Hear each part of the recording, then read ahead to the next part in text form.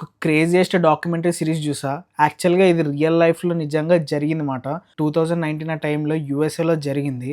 చాలామంది దీనికి ఇన్‌ఫ్లుయెన్స్ అయ్యారు. అండ్ వరల్డ్ వైడ్‌గా మొత్తం తెలుసుమాట ఈ ఇన్సిడెంట్ గురించి. అదేంటంటే ఏరియా 51. దీని గురించి అందరూ వినే ఉంటారనుకుంటున్నా. ఇదొక సీక్రెటు మిలిటరీ బేస్ అని, దీని లోపల ఏలియన్స్ ఉన్నాయని చెప్పి అట్లా స్ప్రెడ్ అయింది కదా! సో, ఆ టైంలో నిజంగా ఏం జరిగిందని చెప్పి నెట్‌ఫ్లిక్స్ వాళ్ళు దాన్నొక డాక్యుమెంటరీ సిరీస్ కింద తీశారు. అసలు ఎక్కడి నుంచి స్టార్ట్ అయింది? ఎలా ఎండ్ అయింది? ఇదంతా కలిపి ఒక 2 ఎపిసోడ్స్‌లో తీశారన్నమాట. చాలా అంటే చాలా బావుంది.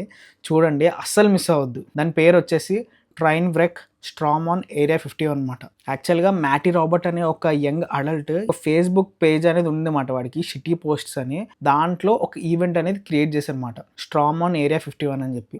వాడేమనుకున్నాడు, వాడికి ఒక దగ్గర దగ్గర ఒక 40-50 ఫాలోవర్స్ ఉన్నారు అంతే ఆ టైంలో. పెద్ద ఎవరు సీరియస్‌గా తీసుకోరులే అని చెప్పి మనోడైతే పోస్ట్ అయితే చేశాడన్నమాట. పొద్దున్న లేచి చూస్తే 2,000,000 పీపుల్ దాకా వెళ్ళిపోయిందన్నమాట.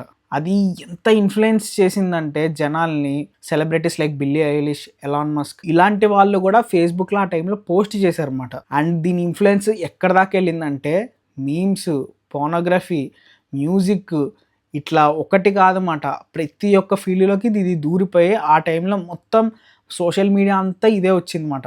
అసలది ఎలా స్ప్రెడ్ అయింది ఏంటి అని భలే చూపించారసల. యాక్చువల్‌గా ఇలాగే 2017లో ఒకటి జరిగిందన్నమాట, ఫైర్ ఫెస్ట్ అని. దాంట్లో ఇలాగే చాలామంది చనిపోయారు.